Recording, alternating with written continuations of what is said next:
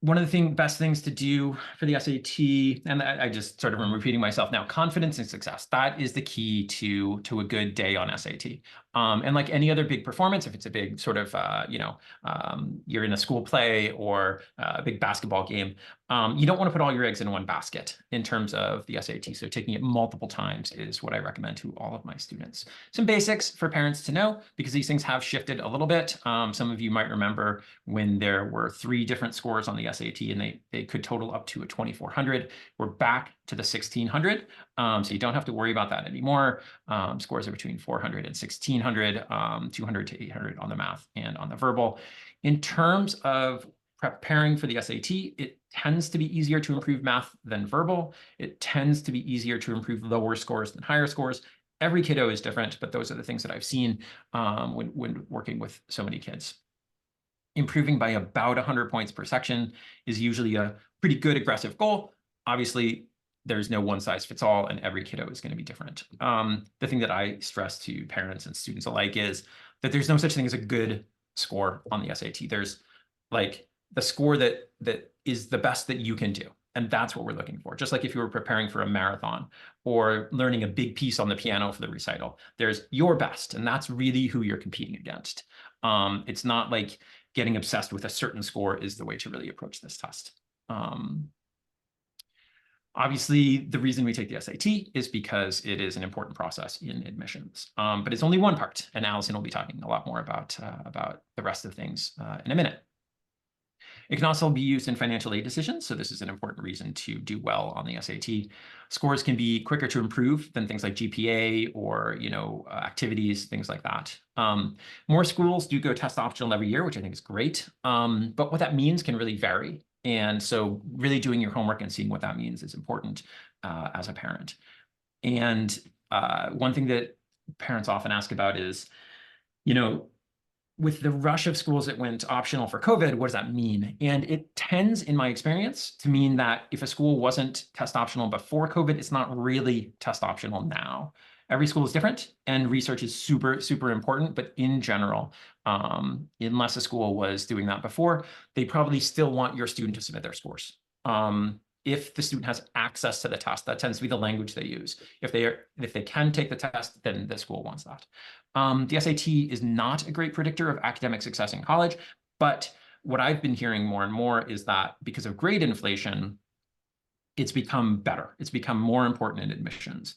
Especially top schools, are used to getting a lot of schools with perfect grades, and that doesn't necessarily mean as much anymore because of grade inflation. And so the SAT and other tests can help a student stand out in that situation. But the bottom line, every school is different, and admissions is super complicated.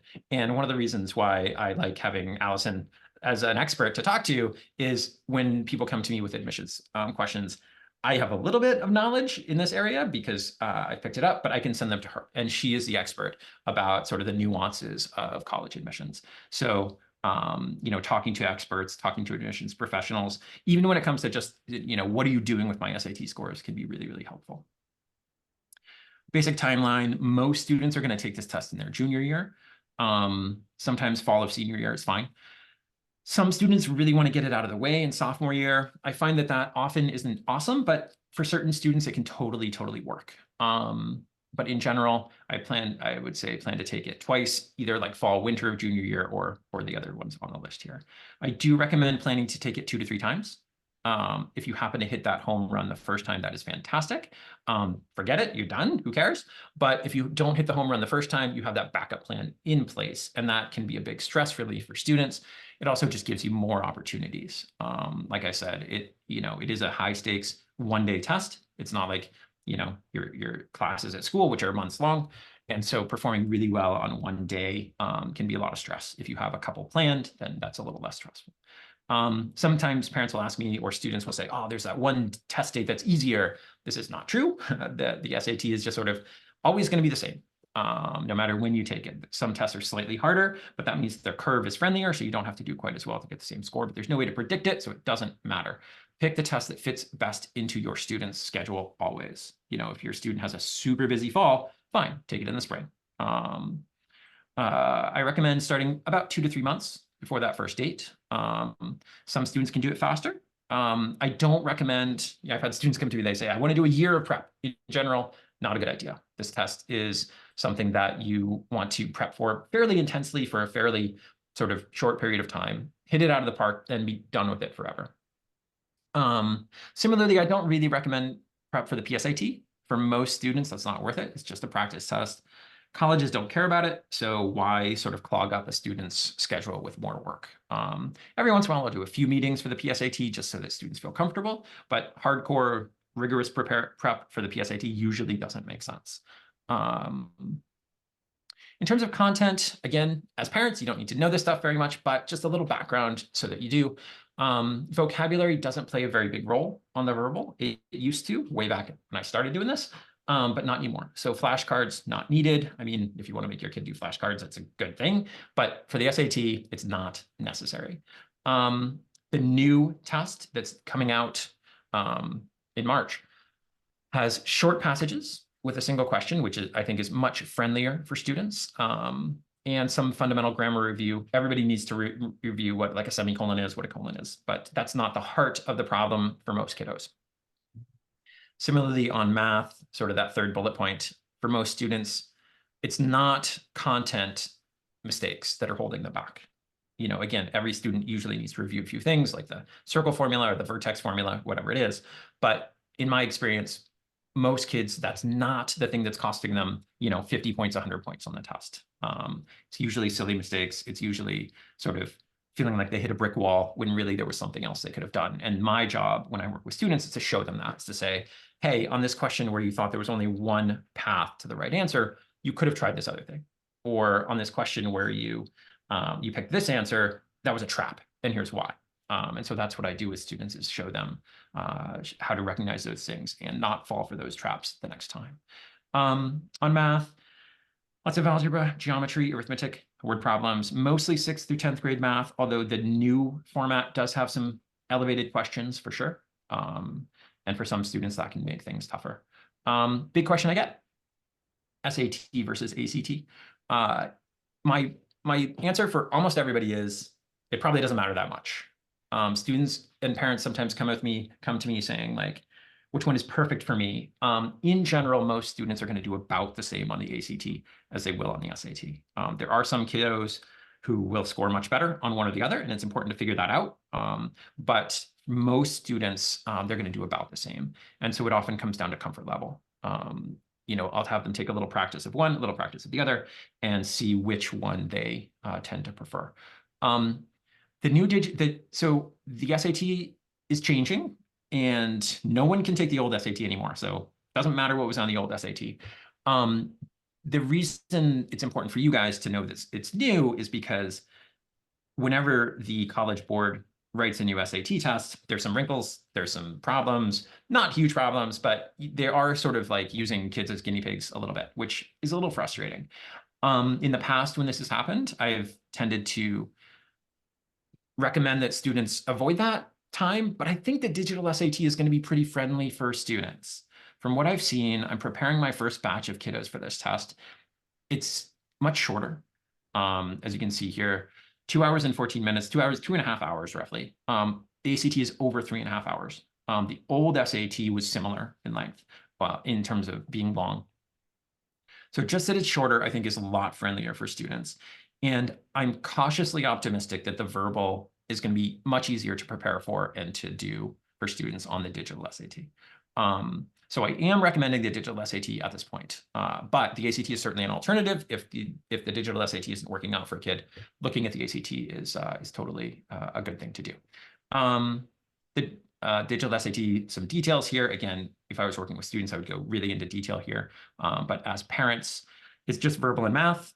You do have a calculator on every math question. And you get a lot more time on the SAT than on the ACT. So that's something that students need to know, especially students who are stressed out if they run out of time. On the ACT, it's fine to run out of time. I try to tell this to students all the time, but it's very stressful, and I can understand that. So for a student who is really stressed out about the timing, the SAT is almost certainly the way to go. The new test is adaptive, but it doesn't really matter. What that means is that you're going to get 2 math sections. The first one is the same for every student. The second one is harder if you do well on the first one. The second one is easier if you do poorly. Doesn't matter, like you still just want to do well, but it is just something that students might have a question about. One of the biggest problems that I see, one of the biggest misconceptions that I see is that I got a bad score because I ran out of time. So I need to go faster. This I've seen ruin more kids' preparation and scores than I'd care to count. Students will come to me and they'll say, I've been practicing on my own for 6 months. My score doesn't improve. And one reason is because they're always practicing fast. And the metaphor that I give to my students is, imagine if you tried to learn a new piece on the piano and you only ever played it fast. Like, you would never learn that piece. You would always be fumbling through. You would always be making mistakes. And it's exactly the same thing on the SAT. You want to slow things down when you're preparing. So if I had a magic wand and I said, you know, what can I give my kiddo when he or she is preparing for this test? The first thing I would say is start slow. Start practicing slowly until you really learn the strategies and the techniques. Then speed it up. There's totally time to take like timed tests for sure. There's totally time to say, can I get faster? But if you're doing that at the beginning of your prep, you are sabotaging your prep. I tell this to all my students and all my parents that I work with. And I think it's really important to know because students understandably have this idea that, oh, I ran out of time on the practice test, therefore I need to get faster. What you need to do is get better at the strategies and techniques, and most students will then, their timing problems will go away. But if they're always worried about timing, like I said, then it's going to be tough. Just a quick note about strategies. Obviously, I'm not going to dig in here because you guys don't need to know because you don't have to take this test. But on the verbal especially, I find that students don't think enough about wrong answers. And how do we make sort of what can I do even if I don't understand? So for instance, this is not an SAT question because they don't care about capitals. But if I said, what's the capital of Botswana? Probably we don't know. But if we add some answer choices, we can do a lot better. And this is something that students often don't think about enough. So to look at an actual SAT question, the correlation here would be, don't find a perfect answer. Find answers that do something bad. So in answer choice A here, I might say, well, do they really argue? Yes or no? In answer B, I might say, is it really surprising? Yes or no? And if we can find some things that are problems, then we can get rid of answer choices. And once we do that, then instead of feeling like we're lost on a question, we can really make progress. So something I see from students all the time is not enough focus on finding bad answers on the verbal. So again, if I had a magic wand, something I would give to students. I have a workshop in partnership with Basic coming up. The dates are there. I'll circle back to this as well. But this workshop is going to be six hour-and-a-half sessions. And what I'm going to really focus on is, here are the strategies. And then we're going to go over lots and lots of questions. You know, just like if you were learning a sport, you hit lots of baseballs, you take lots of foul shots. I don't think it's a good idea to study for this test by memorizing tons of formulas, by memorizing tons of grammar rules. Much better to do actual questions. And so that's what we'll be doing in the workshop. First class or two, really going over what the strategies are, and then spending a lot of time on how to implement them, how to make them happen on real questions. Again, some of the most common roadblocks I see on verbal, students don't approach this test in a black and white way, which is good because that means they're thinking and they're being, you know, wise humans. Unfortunately, the SAT really wants black and white thinking. And the way that the SAT uses language in a very precise way, whereas we usually don't in real life. In real life, if my friend says, I just saw the best movie ever, she doesn't mean that she has made like a list and a mathematical formula, and that's the movie she saw. But on the SAT, they do mean that. They do mean the best movie ever. And if students can shift into that mode of analysis, then this test becomes much more controllable. On math, minimizing silly mistakes, learning to be flexible, super, super important on this test. And then rushing is such a big roadblock on this test. I see it from the vast majority of my students. Common ways to prep. Some kids don't need help. They can prep on their own, and that's fantastic. Classes or workshops. I have more information about these on my website. Tutoring can be really focused and flexible, working around the student schedule. And so often for kids, that is a great option. In terms of practice, I only recommend official practice tests. There are a lot of companies that print their own materials, that make their own materials of varying quality. I tend to say use official stuff only, because the more you can practice on real stuff, the better off you're going to be. And you can find that stuff at the College Board. You can also find it on my website. I have a link there. Khan Academy can be a good source for content review. If students need some basics, it can be great. I don't like their strategy stuff very well. I don't think it's really helpful, but for content review, it can be really solid. So some key takeaways before I wrap this up. Again, I've said it several times, but most kids are worrying about timing way too much. Master the skills, then worry about the timing. The SAT is about proving things, not about having your own unique response or your, or your own interpretation things. Interpreting things is very dangerous on this test. And for most kiddos, it's strategy and technique that's costing them points. It's not sort of not knowing the content. And obviously, I feel that with the right practice, you should be able to approach this test with confidence and success.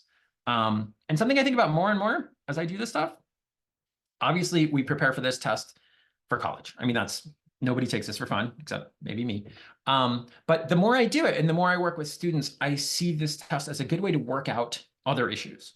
So I have lots of students who will sit down for a session or two and I'll say, you tend to overthink things in all kinds of facets of your life, don't you? And the student will say, oh my gosh, yes, you're right. And the SAT will bring out those habits and is almost like a way to work on them in a neutral way. The test stinks, but it will sort of like show you the habits that you have about yourself, and you can decide what you want to do about them. And so in some ways, I think preparing for the SAT can be helpful in that way. As I say, the tests are lousy, but my students are awesome. So here's some more information about me. You can contact me at that Gmail address or at my website. Also, the dates and times of that workshop are there. And I'd be happy to take just a couple of minutes for questions. And again, I'll be here at the end if anybody has overflow questions. But if anybody has questions for me now, go ahead and throw them in the chat bar, and I'd be happy to take a look. And then in a couple of minutes, we will be hearing from Allison. I don't see any, which is totally fine. If people do have questions, feel free to throw them in the chat bar at any time. But I think that does it. Everybody's like, oh my God, the SAT. I thought I'd never have to think about this again. Yeah, that's totally fair. LK says, Lars says, we'll be offering prep sessions in the fall. Yes, absolutely. I've been doing this with Basic for a couple of years now. We usually run 1 or 2 classes a year. And I also have other stuff going on in my at my website that I'll keep updated. Is the workshop only open to basic students? No, the workshop I believe will be open. And if not, I have other stuff on my website that you can check out, Vipin. But I don't think so. And it shouldn't be. So we'll make sure that it is open. Question, can you review again why you don't recommend prepping earlier? Yeah, it's a good question. So I would say I haven't had great experiences with students who want to prep before like 6 months. Like I've had a few students who are like, I need 6 months. And we get in there like, yeah, you did need 6 months. But I've had students who want to prepare for a year, and it's hard to explain. Like at some point, the SAT, you can learn all the content for the SAT in a couple days. The strategy and technique and learning that stuff is almost like, I don't know, changing your golf swing or changing your forehand in tennis.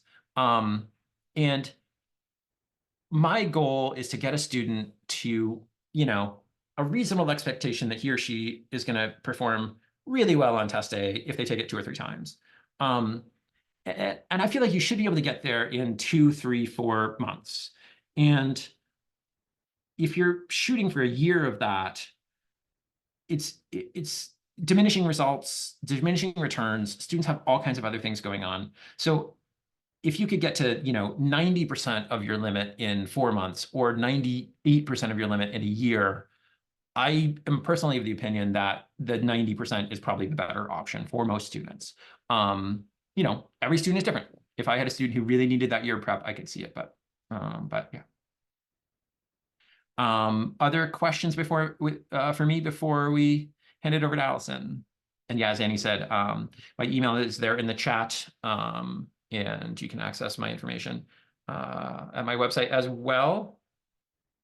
All right, so I've been working with Allison for a million years. She is fantastic. Whenever I have a tough college admissions question, I call her or email her, and now she's going to take it away.